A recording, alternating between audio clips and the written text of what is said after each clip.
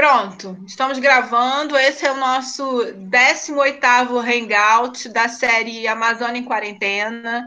Hoje é dia de São João, dia 24 de junho de 2020.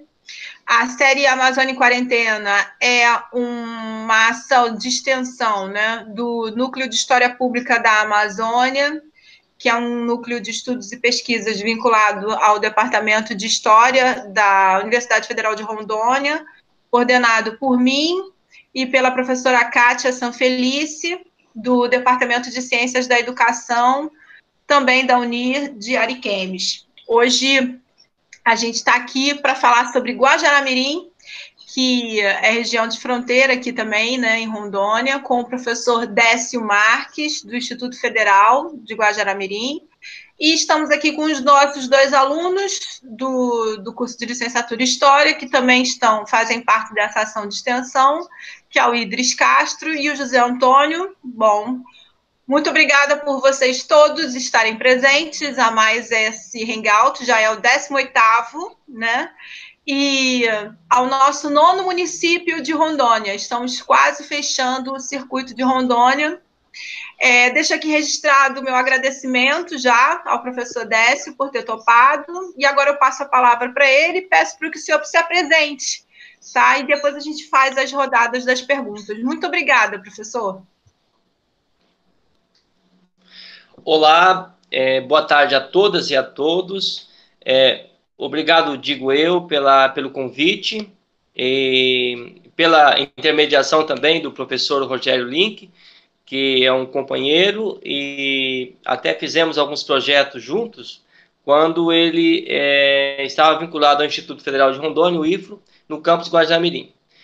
Pois bem, eu sou o Décio Kerrer Marques, filho de paranaenses, imigrantes que chegaram aqui naquele processo de que vieram sulistas, né, para Rondônia nos anos 80.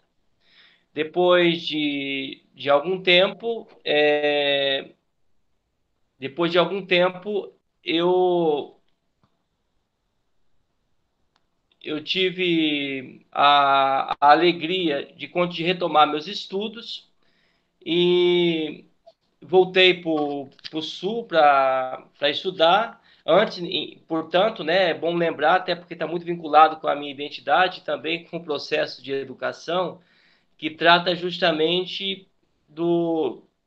Eu sou filho de pequenos agricultores, meus pais até hoje moram no sítio, né, lá em Colorado, e numa comunidade chamada Comunidade do 13, bem significativo, né?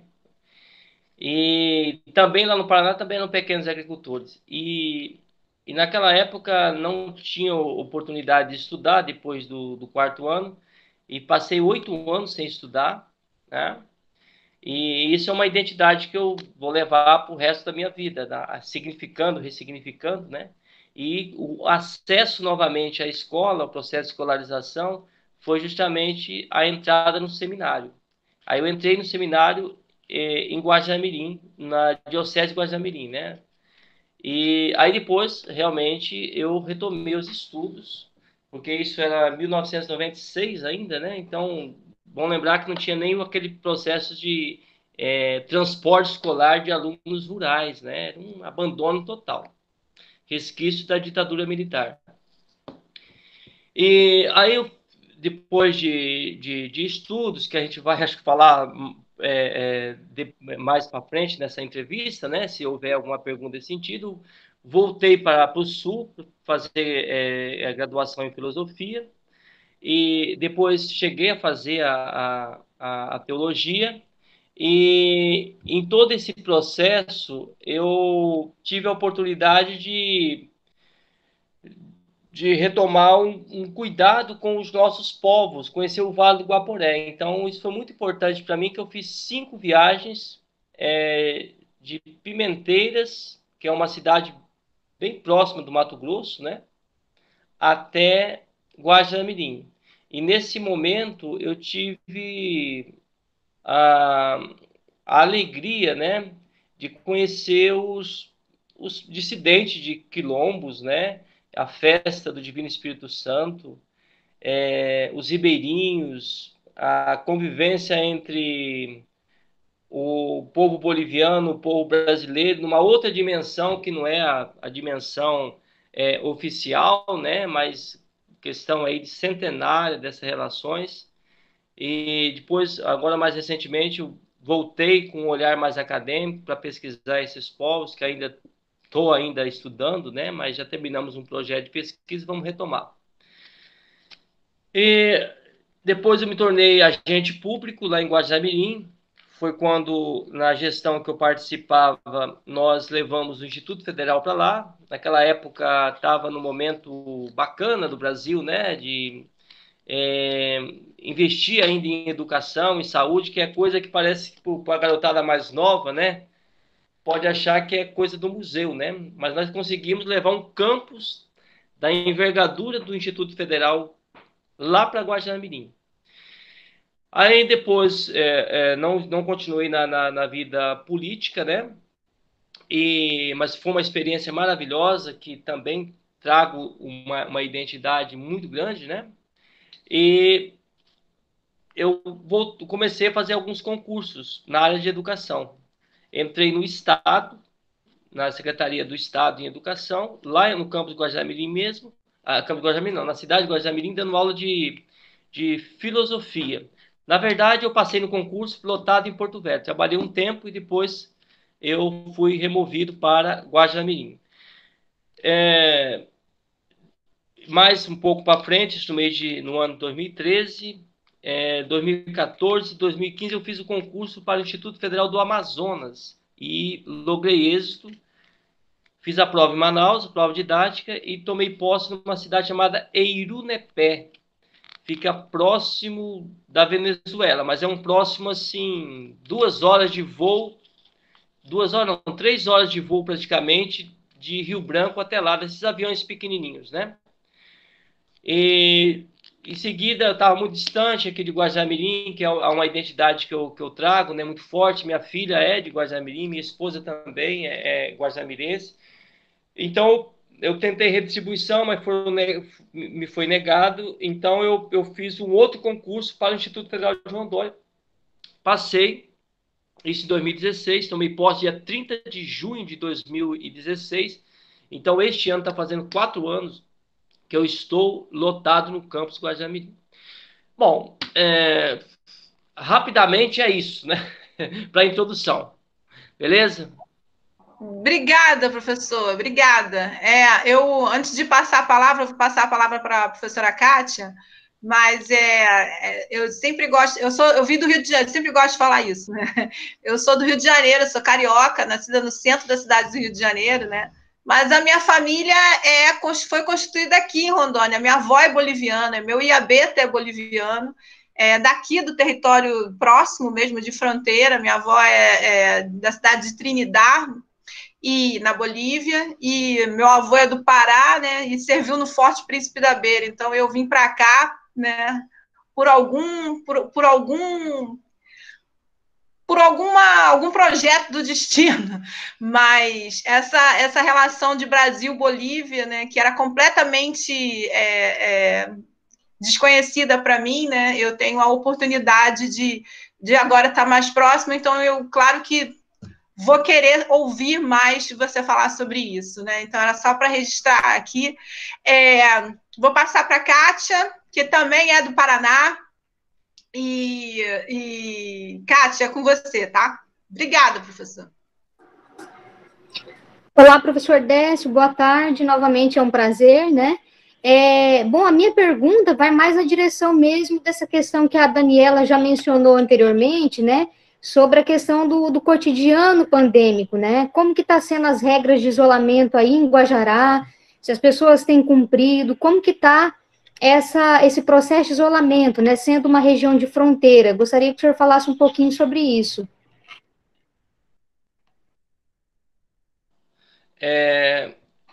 Então, eu vou falar, está acontecendo alguma questão, a gente vai aprendendo também nesses momentos virtuais, né? O som de vocês, assim, eu praticamente não ouço. Não sei se o problema está no meu aparelho aqui, Porque, assim, tanto a professora Daniela quanto a professora Kátia, o som está muito parecido. Então, provavelmente é um problema aqui. Bom, eu espero ter entendido a questão. Se caso eu não entender, aí a gente usa o chat para fazer a pergunta para dar continuidade. Pode ser assim? Porque pode ser que Professor, esteja eu estou acontecendo algum falando. problema aqui Professor, nessas questões. eu estou falando Vocês agora estão me mais. ouvindo bem? Só para uma questão de confirmação? Estou te ouvindo. Está me ouvindo agora? Estou te ouvindo muito bem. Não, o som muito baixo. Provavelmente é meu aparelho. Estou te ouvindo muito bem mesmo. Então, seria interessante que a gente pudesse, para que essa primeira pergunta parece que eu entendi bem. Então, eu vou tentar responder. Caso eu não atente para as perguntas, poderia fazer a pergunta, escrever também a pergunta, porque aí não tem erro, né? Porque o problema só está em ouvir o som. Pois bem, em relação a esse processo de pandemia em Guajamirim, que eu acho que é essa a pergunta, não é, professora Kátia, que você fez? Como é que nós estamos se virando, né? Ah, é uma situação muito alarmante, porque o Guajamirim é fronteira com a Bolívia. Então, no início, ah, eu assim não falei também na minha introdução, mas eu passei uma experiência também na Europa. Então, eu tenho amigos na Europa. Morei um tempo em Paris, conheço Roma. Então, a gente mantém esses contatos. Rapidamente, eu percebi que a coisa não era brincadeira. A pandemia era muito séria. E leio, tenho o hábito de ler todos os dias o Le Monde, o El País, tanto em versão do espanhol quanto em português, o Le Monde em francês, evidentemente, e, e rapidamente eu comecei a trazer esses problemas lá para o nosso campus. Mas nosso campus tinha muita resistência em parar, achava que era mais uma gripezinha mesmo, né? Não quero aqui culpá-los, né? Nenhum dos colegas, mas eu me senti um pouco frustrado porque a minha área eu sou formado em filosofia, né? E nós temos colegas lá, porque o Instituto Federal Campus Guajamirim, ele tem o curso tecnológico em biotecnologia, né? E informática. O pessoal mais vinculado à biotecnologia são da área da biomedicina, é, da área farmacêutica, da área de enfermagem. E, e assim, foi uma luta para a gente falar, isso é um problema, né? Vamos parar. Isso foi dia 13 de março. E aí conseguimos parar, né? O medo foi maior e paramos logo no dia 18, no dia 19 de março. Mas a cidade, isso o campus, né? Mas a cidade continuou achando que não era nada grave, né? Já tínhamos passado situações também um pouco alarmantes com a dengue em 2010, se não me falha a memória. Sempre tem um contato diferente nessas regiões fronteiriças. Então, agora a Bolívia rapidamente parou a fronteira, né? E aí começou toda uma dinâmica de isolamento, né? E uma vez que a cidade não tem nenhum aparato hospitalar, nem público, nem privado, né? Nessa cidade do interior do Brasil, até 50 mil habitantes, geralmente não tem UTI, né? Então, se você, e nem também os hospitais particulares, que embora tenha lá em Guajamirim um filantrópico assim, né? Depois das 6 horas da tarde, você vai parar no mesmo local, se é classe média, pobre, rico, quem for, vai parar no mesmo local que é o pronto-socorro do SUS. E a salvação foi o SUS, né, que tem essa capilaridade, né, de ter um posto de saúde lá em Surpresa, lá perto, entre Costa Marques e Guajamirim, e isso tem um cara com a mínima formação, técnico de enfermagem lá, tem uma ambulância, ou tem algum tipo de insumos, e isso na cidade de Guajamirim também não foi diferente, né? Nós tivemos um início assim muito conturbado, logo no primeiro momento, depois que chegou aquele medo, né? Que foi tendo um pavor, né? Aí o que que acontece? Surge o pessoal tomando algumas providências de paralisação, mas, por incrível que pareça, 70% dos eleitores, né, que votaram na última eleição acompanharam essa narrativa do atual presidente, né, lamentavelmente. E aí o que que se viu? Quando o mercado fechou as portas, é bom lembrar que 30% que se vende em Guaxamirim, ou 40% é para os bolivianos. A Bolívia estava fechada. Mesmo assim, o nível de distanciamento da realidade, né, a ganância, o amor à morte só pode ser. Lotaram as ruas de Guaxamirim, na frente os comerciantes. É bom que fique registrado isso para o resto das nossas vidas. Os comerciantes pegaram um carro de som e começou a andar e apavorar o povo que se fechasse o mercado as pessoas iam morrer de fome. Nas redes sociais eu usava essa expressão: faltarão covas e coveiros se continuar nessa narrativa. Mesmo assim, houve discussão, briga e tal, né, nessas redes sociais, não adiantou de nada. Um mês depois desse fato, mais ou menos, que aconteceu aí meados de final de março, né, início de abril, Guaxamirim teve um pico de mortes, assim, de 10, 12 mortes, uma cidade de 40 mil habitantes. Bom lembrar que a média de letalidade por 100 mil habitantes no Brasil é de 25,3.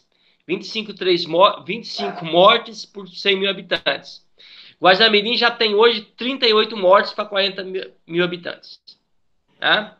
Então, se você ver a porcentagem nossa, nós estaríamos aí com 80, 100 mortes por 100 mil habitantes.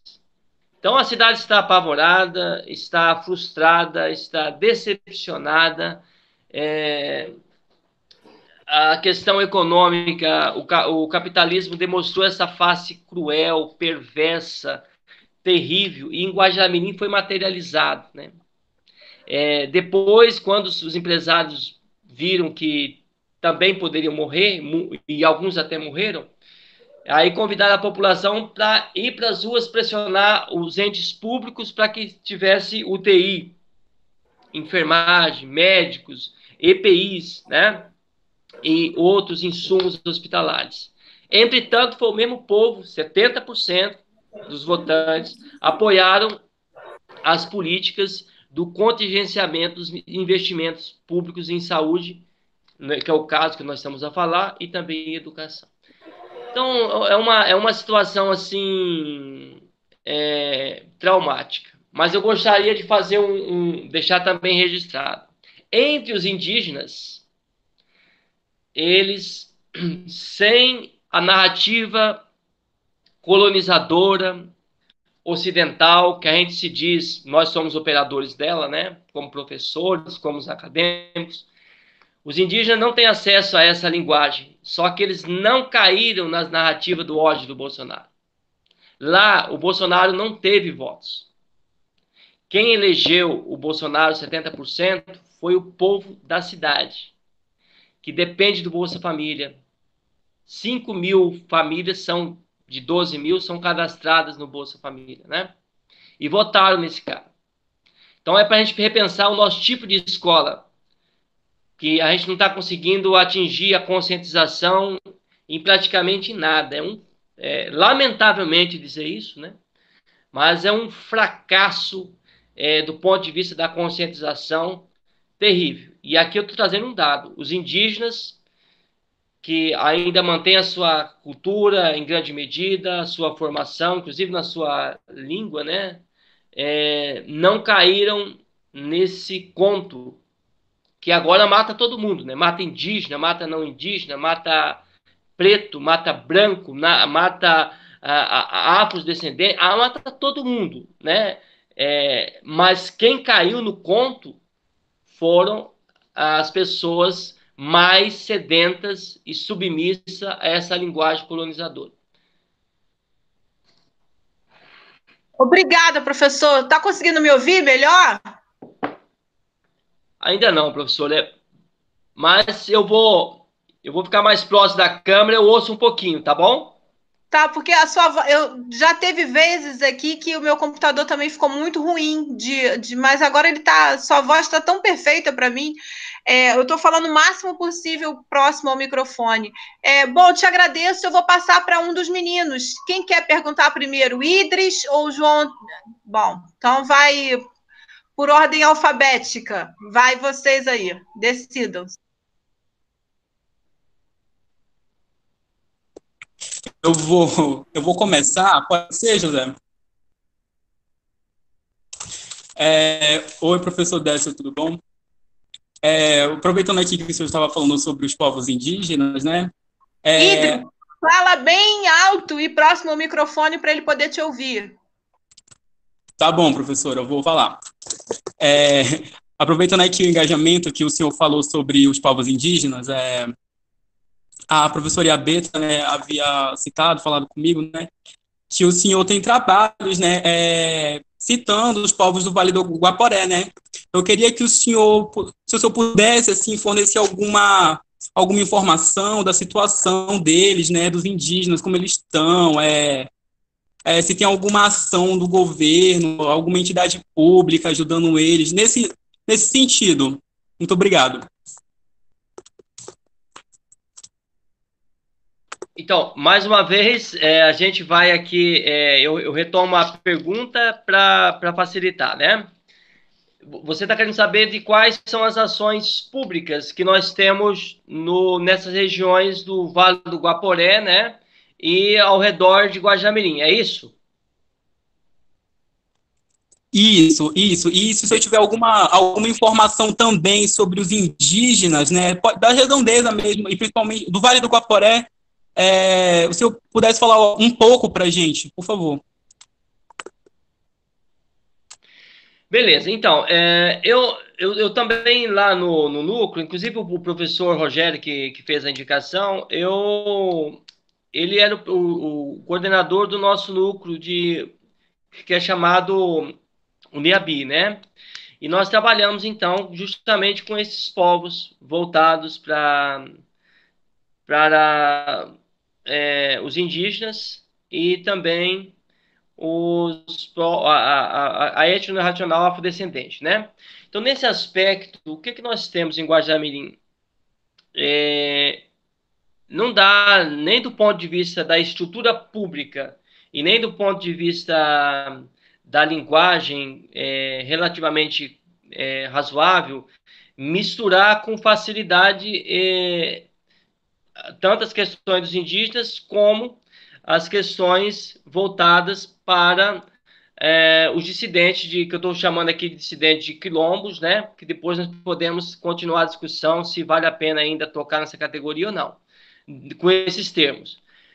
Porque os indígenas têm, do ponto de vista do Estado, eles têm à disposição a saúde, chamada saúde indígena mesmo, né? É uma previsão que dentro do SUS tem recursos alocados para atender esses povos. E, mais uma vez, olha aqui, o serviço, né, universal de saúde, público, gratuito e, de certa medida, de qualidade que chega até os nossos povos. A questão é que são muitos povos, né? Eu não consigo precisar aqui quantos povos, quantas aldeias nós temos em todo esse entorno de Guajamirim, mas é uma distância muito grande, né? O acesso, então tem acesso pelas estradas, mas a maioria do acesso é pelos rios. Tanto o rio Pacaás, que vai desembocar no rio Ouro Preto, ou seguindo mesmo no rio Mamoré, que em Guajamirim passa o Mamoré, né? Que depois vai ser um afluente do Madeira. E seguindo o Mamoré até Surpresa, você vai ter o rio, aí vai encontrar com o rio Guaporé. O Mamoré encontra-se com o Guaporé, por isso que é o Vale do Guaporé. Então é uma região muito distante. O que nós temos notícias por conta desse núcleo, né, que nós temos pessoas indígenas mesmo nesse núcleo, nós temos notícias que eles estão conseguindo se resguardar por uma preocupação endógena, né? Ou seja, deles mesmos. Mas não existe nenhuma política do Estado no sentido de planejamento de cuidados indígenas. E a gente, acho que sem exagero aqui, né? Mas a partir de dados, das informações de outros povos indígenas que estão acontecendo aí Brasil afora, até fiz uma entrevista num canal do Instituto Federal de Brasília, onde estava aquele indígena, o Krená, acho que é o Krená o sobrenome dele, né? E ele é um estudioso, né, ele é indígena, estudioso dos povos indígenas. E ele, sem assim exagero, ele disse, ó, a intenção do governo é que morra, quanto mais indígenas morrerem, melhor, né? Porque com isso abre uma porta para colonização, para invasões, etc. e tal. Então, em relação aos indígenas, tem essa perspectiva. Nós temos o mínimo de condições para atender os indígenas na questão de saúde, mínimo mesmo, pelo SUS, pela essa saúde indígena que está vinculada ao SUS, mas é dinheiro, um recurso do governo federal alocado para os indígenas. O ano passado tivemos que fazer manifestações, estive com eles todos os dias lá no hospital indígena que tem dentro da cidade, porque o governo federal, inclusive o Mandetta, né, o senhor Mandetta, que está saindo como príncipe aí, ele queria cortar os recursos destinados à saúde indígena. Aí seria o caos do caos mesmo, né? Mas, somando então, que nós temos o mínimo médico para cuidar dos indígenas e enfermeiros, insumos, temos recursos alocados para comprar insumos, temos esse hospital específico para atendê-los. E ainda nas aldeias nós temos os próprios indígenas que são técnicos de enfermagem, podemos entender que relativamente estão enfrentando, mas não com uma política pública. Eles tiveram que se reorganizar, né? E, lamentavelmente, na medida que chega o vírus, pode ser um desastre, né? Étnico, econômico e todos os outros desdobramentos que podem vir. Até porque eles vêm receber o Bolsa que eles recebem na cidade. Então é complicado falar para eles não virem na cidade, né? Porque o governo federal ele conseguiu disponibilizar R$ 1 trilhão para os banqueiros, sem os banqueiros saírem de casa. Mas ele não consegue disponibilizar R$ 600 para os pobres, quiçá para os indígenas, que ele sempre tratou os indígenas como que não são humanos. Em relação aos povos, como eu disse aqui, vou chamá-los nesse sentido de dissidentes quilombolas, porque eu acho que fazer até justiça tudo o que aconteceu lá, que nós temos alguns quilombos no Vale do Guaporé, há uma injustiça muito grande, né? Uma injustiça, a cidade ela é empobrecida. 72% dos nossos alunos são pobres. Pobres mesmo, né? Tanto é que agora nós estamos trabalhando com as atividades remotas, nós temos 50% dos alunos que não acompanham as nossas aulas. Tem lutado, tem discutido, tem brigado, né? Mas não tem tido êxito. Pequenas conquistas. E estão ficando para trás mais uma vez. No Instituto Federal, aí falar um pouco do meu locus, né? Nós temos uma vantagem, uma vez que é uma educação de qualidade, então nós temos a elite, os filhos da elite estudam no Instituto Federal e o filho do pobre, do miserável, também estuda no Instituto Federal. Só que nessa hora você vê a desigualdade. Eu tenho olhado meus alunos que têm acompanhado o AVA, os pobres relativamente têm conseguido. Muitos nos grupos já têm jogado, já têm abandonado, né?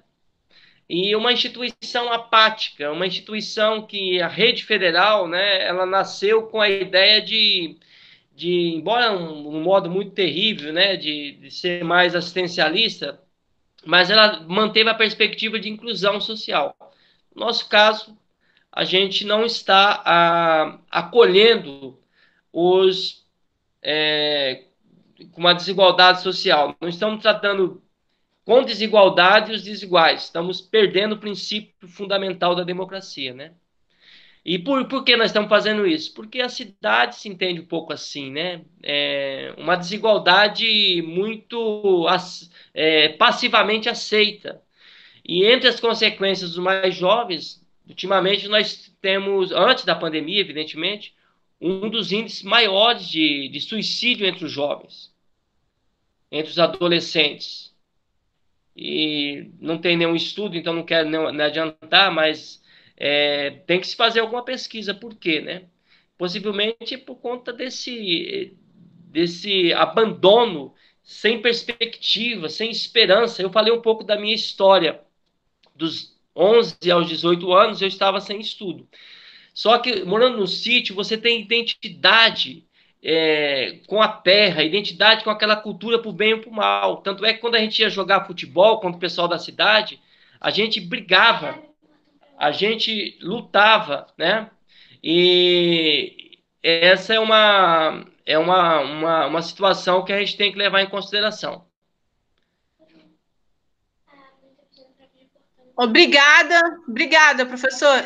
Idris, eu vou passar agora para o José Antônio, tá? José Antônio, por favor, procura fazer, já que o professor não está ouvindo bem a gente, procura fazer perguntas curtas que sejam bem diretas para ele poder captar bem, tá bom?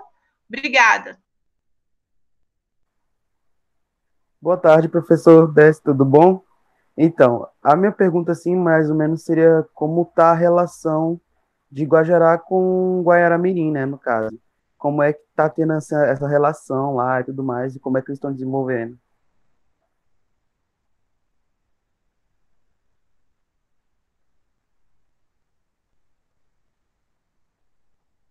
Professor?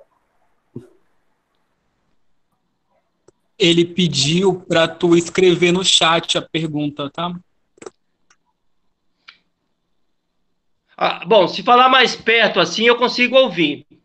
Professor, ele está perguntando como que estava a relação da cidade de Guajará-Mirim com o lado boliviano. Contar um pouco sobre como foi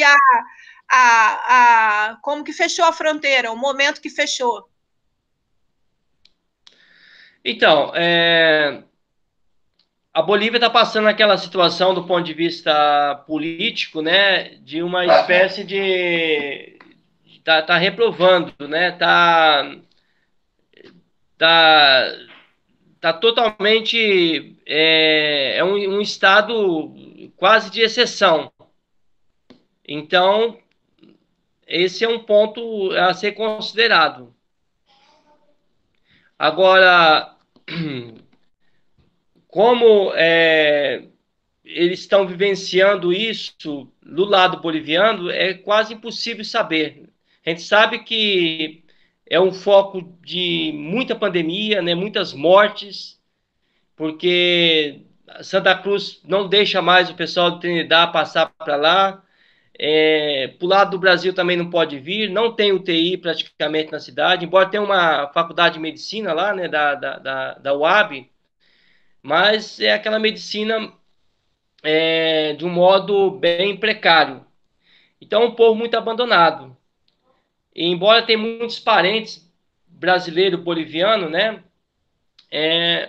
mas Guajará também não tem condições de oportunizar minimamente uma saída alternativa para a Bolívia, né?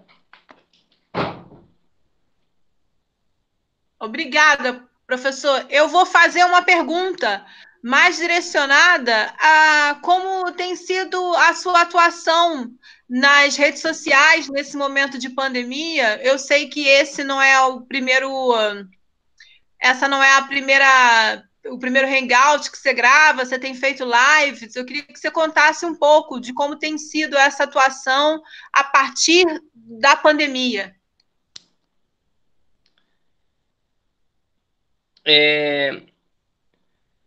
Deixa eu ver se eu entendi. Eu peço desculpas por essa situação que não é das mais fáceis, né? Mas você quer saber qual é a minha percepção em relação à pandemia? É isso? Não, é como que tem sido a sua atuação nas redes sociais. O senhor tem participado de lives? Como que tem sido nesse período de pandemia? Entendi. Olha,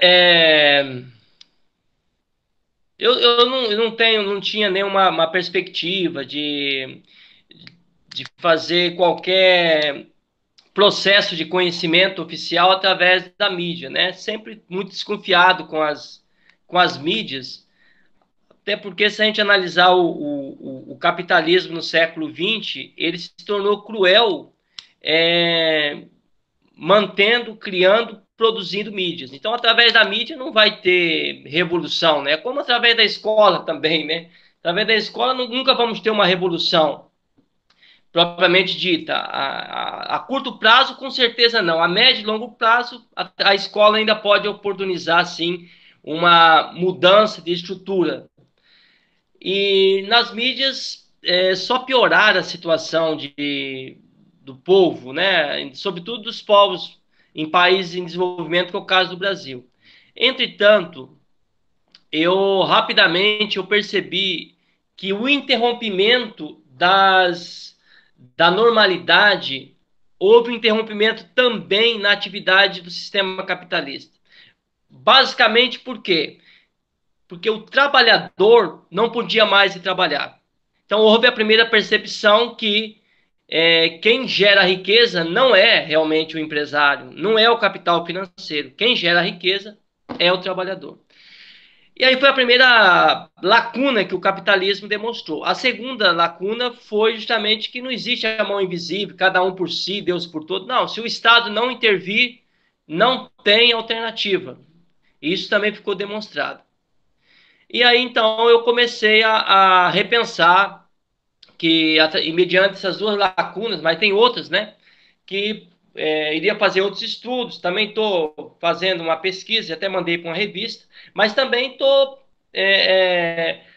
fazendo algumas lives, palestras, né? Junto à graduação, onde eu dou aula em Guajará-Mirim, que não é da minha área, é biologia, mas tem aula de filosofia, sociologia da educação. Então, a gente tem aproveitado.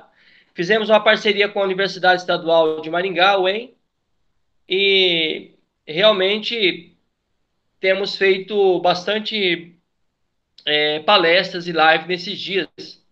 É muito cansativo, né? Acontece problemas que acontecem de cair a energia, a internet, aliás, mas já caiu até a energia também. Mas tem sido uma coisa formidável. A média de gente participando também, bem mais do que uma sala de aula, 50, 80, 100 pessoas, né?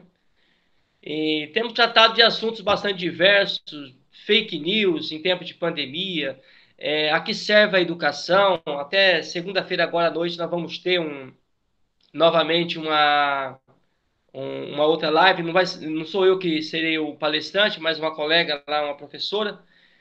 Então, nós estamos na luta. Acho que é um momento oportuno para a gente disseminar, desenvolver, criar novos paradigmas através das mídias sociais. Mas a mudança não virá pelas mídias sociais. A mudança vem da tensão da realidade, da organização do povo, né? E das fissuras que o próprio sistema vai deixando e nós vamos enfrentando. Porque se não houver essa solidariedade entre nós nesse momento, ninguém vai cuidar da gente. Então a gente tem que falar desse ponto. Muito bom, professora, obrigada. Kátia, vou passar para você de novo, tudo bem? Certo.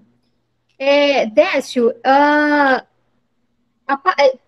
década de 80, né, teve uma participação muito grande. Uma vez eu tive acesso a uma documentação, né, da igreja, da CPT, tanto em Guajará quanto em Ji-Paraná. Isso aparece aí bastante, né, na pesquisa que vocês realizam, ou nesse momento da pandemia, as pastorais, principalmente a CPT, tem ainda força de atuação no desenvolvimento de ações aí em Guajará? Pois as pastorais também foram influenciadas, né, por essa ideia da chamada teologia da prosperidade, né? a teologia da libertação, de certo modo, que é um estudo mais, um estudo sistemático da vivência de transformação do povo, ela, de certo modo, ficou em segundo plano. E em Rondônia, em boa parte de Rondônia, tinha as comunidades eclesiais de base, que é de onde eu também saí de lá, né? Também não, eu saí de lá, no caso. E é uma formação do ponto de vista político, né, melhor do que a que a gente tem na escola. Eu confesso para você que a escola é uma frustração terrível. Não se aprende a identidade do povo, saber dos problemas, né? Das esperança que tem ali, que é de união, que é de encontrar uma alternativa. Isso tudo eu aprendi lá sem a escola, aprendi na vivência das comunidades eclesiais de base, dos sindicatos, etc. Tal. Guaxinamirim, isso que eu falo lá em Colorado Oeste, né? Guaxinamirim, houve uma tentativa muito interessante. Entretanto, lá nos anos 80, vieram um sociólogo e um físico, olha só, de Roma, e eles tiveram essa ideia de fazer uma associação de troca de mantimento do pessoal rural com o pessoal da cidade, só que a ditadura expulsou esses dois caras do Brasil, né? Mas nunca, assim, houve uma força das pastorais, exceto a pastoral da criança, como acontece em outros locais, da CPT, por exemplo, até porque não tem muitos agricultores mesmo, né? Agora, do outro lado, nós temos uma organização do ponto de vista cultural muito forte em Guaxinamirim. Então, nós temos algumas expressões que, de certo modo, eu particularmente hoje acho até mais encantador do que revolucionário, do que mesmo a vivência lá de sindicato, etc. e tal, que é a festa do boi, por exemplo, que agora está parado também, depois desse discurso de ódio aí, ultimamente, que não pode investir em cultura, não pode investir em arte. De 2013 para cá não tem mais investimento, não tem mais festa do boi, que é uma coisa maravilhosa, né? Nós temos as próprias organizações dos povos ribeirinhos, até mapeamento de quem vive nesses locais, mas não tem uma organização na hora de buscar a reivindicação. Os indígenas se organizaram muito bem nesses últimos 8 anos, né? Aumentou a população, né? Esse é um fato importante ser destacado. O SUS, de certo modo, ajudou muito a aumentar a população dos indígenas.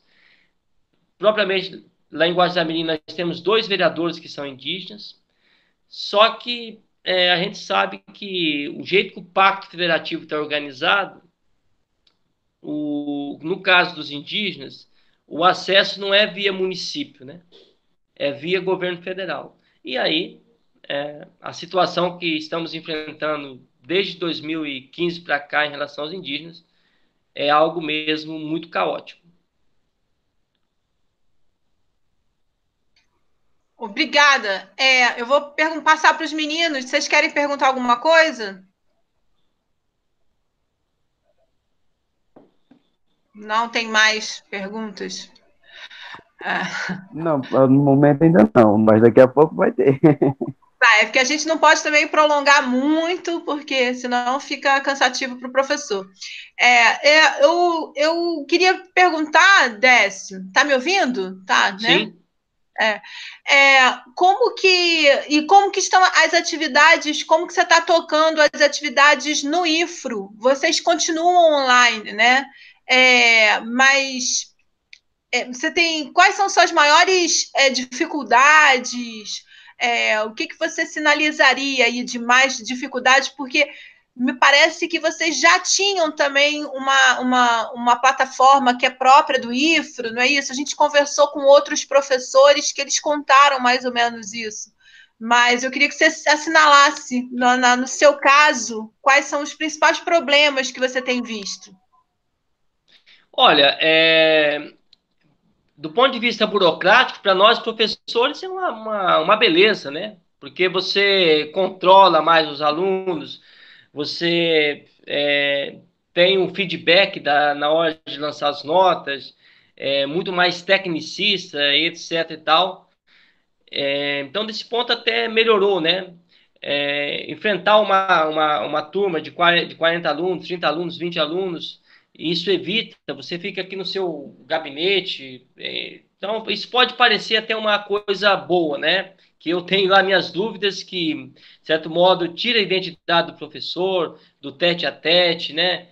De saber qual o problema que o aluno está ali. Mas muita gente tem assim entrado de cheio nessa ideia maluca. Agora o problema mesmo para os alunos, né? Guaxamirim, 70% dos nossos alunos são pobres, 60% ou não tem o aparelho ou não tem a internet, né? E nós não temos um planejamento estratégico do campus para saber assim o que vai ser desse aluno o semestre que vem, o bimestre que vem. Nós temos uma política de reinclusão. Nós temos, por exemplo, 18 alunos que passaram no nosso campus até agora. Apenas 18 alunos indígenas, né? 2016 para cá, apenas um aluno logrou isso. Os demais todos evadiram-se. Então, fracasso escolar, né? Não estamos contribuindo em nada com esses alunos. E agora, com a pandemia, então, isso potencializou. Os nossos alunos indígenas, ao menos que estudam comigo, nem estão participando. E também não tem nenhuma política objetiva de direcionamento para saber o que nós vamos fazer com esses alunos que não estão vindo indígenas, por exemplo, né?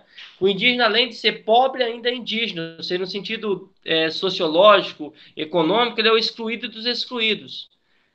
Então, uma situação muito caótica desse ponto de vista, porque está beneficiando nós, professores, de modo imediato, porque nós vamos terminar o ano letivo numa boa, sem nenhum problema, vai ter férias e tudo mais, mas aos nossos alunos vai ser uma injustiça irreparável. Obrigada. Kátia, você quer fazer mais alguma pergunta?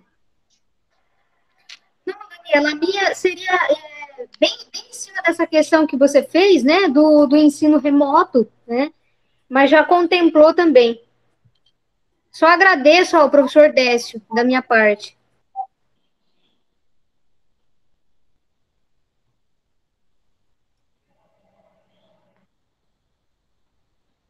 Idris e José Antônio, vocês querem perguntar alguma coisa?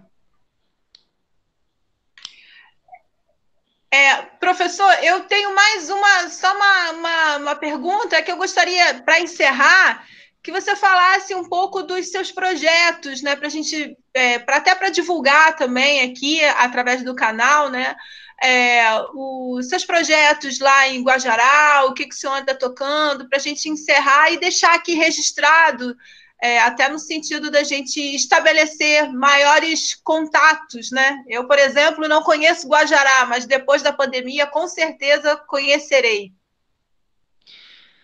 Então, eu venho, como eu falei, eu conheci, assim, de perceber a região já de 20 anos atrás, né? Conheço o Vale do Guaporé, até indico aí, querem conhecer o melhor pôr do sol do mundo, o mais bonito do mundo, é o Vale do Guaporé. Você não vai ter um outro pôr do sol comparável, nem aquele um lá de Fortaleza, que vem aquele pessoal com o barquinho, chega aos pés do pôr do sol de Guaxamirim. Fenomenal. Então, eu venho estudando o que acontece. São várias identidades, né, étnico-racial que existem em Guaxamirim, que a escola nunca não é possível falar, mas porque a escola nasce em Guaxamirim a partir dos filhos de dissidentes de quilombos que vivem na margem do Guaporé. Em 1932, 1933, o Frei Rei, que é o bispo, né, Dom Xavier Rei, organizou, pegou 30 meninas e criou uma escola, e essas meninas depois voltaram para suas comunidades e se tornaram as primeiras professoras. Tanto é que quando houve o território de Rondônia, em 1942, 1943, elas se tornaram as primeiras professoras de Rondônia. Então, nasce dali, dessa identidade, né? Mas depois, com o processo de determinações colonizadoras sobre determinações colonizadoras. O povo negro foi sendo abandonado, os bolivianos foram tratados como, não como estrangeiro, mas preconceituosamente como inferior, os indígenas como uma praga que não ajuda a região, esses linguajares aí que nós sulistas, lamentavelmente, se a gente não tomar cuidado, a gente reproduz.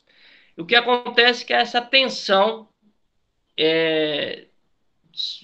sobreposta dentro das escolas, e então eu comecei a estudar e já publiquei um artigo ano passado chamado As Vozes que Gorjeiam, as vozes que gorjeiam em Guajará-Mirim não gorjeiam como lá, fazendo uma metáfora, né? Então, nós precisamos retomar esses estudos para entender e para ajudar. Também estudo a questão do processo da identidade e currículo indígena, porque é uma evasão muito grande dos indígenas. Então, também tem essa preocupação, embora eu não sou indigenista de estudar mesmo com propriedade, né? Mas estudo mais essa dimensão do currículo, que é um vínculo aí com a escola, com o Instituto Federal. E, recentemente, agora, eu estou assim bastante empenhado para desenvolver um estudo em cima de uma ideia de criarmos uma economia endógena, né? A saída é para enfrentar o capitalismo, não virar do capitalismo. Virar a capacidade que nós tivemos de produzir, fabricar e vender o nosso produto endógeno, local. Então, estou bastante otimista e, dentro dessa perspectiva, criar uma ideia de escola, a ideia lá numa reserva do Rio Ouro Preto, com os soldados da borracha, que é outros povos que tem aí também, né? E estou bastante motivado, confesso que a pandemia trouxe medo, mas ao mesmo tempo uma fissura no sistema que a gente pode agir, porque o mundo vive de criatividade, de pessoas que têm criatividades e começam a operar essa criatividade. Então é isso também, quero terminar a minha fala aqui, desejando, além de desejar felicidades, mas esse ânimos, né? Ânimos para a gente não ficar acreditando em mentiras, então aquela alegria rápida. Não, é uma alegria que tem que ser mesmo de uma identidade vinculante com o nosso local e a gente ser menos alienado possível. Eu sei que só o fato da gente viver no sistema capitalista, a gente já reproduz tudo que o sistema tem, né? Mesmo assim, é possível a gente ir se desfazendo de alguma coisa e sair desse mundo da mercadoria e a gente começar a recriar alternativas, porque a saída não será pelo sistema de colonização, que a própria escola é a maior operadora delas, né? Então, estou muito feliz e animado assim que terminar a pandemia, mas já estou pensando agora, estamos com esse projeto já desenvolvendo, mas depois colocar as mãos na massa mesmo. E agradeço imensamente o convite. E eu acho que quem me indicou já falou um pouco desse meu perfil, né? Que vocês não iriam receber uma pessoa falando de alegrias apenas, mas tocando a mão no problema. Mas sou muito animado e otimista que vai valer a pena viver ainda, porque eu estava muito frustrado antes da pandemia, estava quase para chutar o pau da barraca, né? Professor Décio, eu só tenho que te agradecer. Eu só tenho que te agradecer pelas suas palavras, agradecer por tudo que você trouxe para a gente. Sim, o Rogério indicou, né, indicou de cara você para falar com a gente. Acho que, de forma geral, todo mundo que a gente tem falado, né, nessa pandemia, até quem aceita falar com a gente, é um público que também não tem coisa boa para falar dessa pandemia, né? São experiências que são dolorosas, mas a gente busca sobreviver, né? Como eu te contei na conversa que a gente teve antes, esse projeto, ele não havia, ele é pensado quando surge a pandemia, né? A possibilidade da gente registrar essas falas, né? Essas experiências tanto em Rondônia, quanto no Brasil e em outros locais do mundo, né? Isso nasce de uma forma que a gente tem que estar dentro de casa, a gente não tem equipamento, eu não tenho uma luz boa aqui para mim, eu não tenho um computador bom, né? A internet cai, mas é o que a gente pode fazer para manter a conexão, saber como que as pessoas estão encarando também, porque todos esses relatos dão força para a gente, né? E institucionalizar o projeto e trazer alunos, ainda que sejam só 2 aqui envolvidos diretamente, já estabelece um canal também com eles, né? Coisa que a gente aqui na universidade, a gente não seguiu com aula, né? Ao contrário do IFRO. As aulas estão suspensas, mas a universidade não para. Então, eu agradeço muito a sua participação, agradeço demais. Quero te parabenizar pelo seu trabalho, né, em Guajará-Mirim. Tomara que, quando isso passando, né, a gente não sabe ainda quanto tempo vai demorar, mas que a gente consiga visitar Guajará-Mirim, né? Eu sou nova aqui em Rondônia, então não conheço o município. E te agradeço muito. Esse registro ele deve entrar amanhã no nosso canal, na nossa página no YouTube, né? E vai para as redes sociais para divulgar, né? Para que as pessoas que queiram acessar. E como eu te falei, depois ele vai passar por uma transcrição. A gente vai entrar em contato de novo, né? Para que saia tudo isso, se a gente conseguir aí, com a ajuda do Rogério, transformar numa publicação. Então, te agradeço muito, te agradeço. Vou abrir aqui o microfone, quer dizer, vou desligar o meu microfone, mas vocês podem falar à vontade. Eu acho que eu vou parar a gravação, que aí a gente pode liberar o microfone para se despedir, tá bom? Muito obrigada.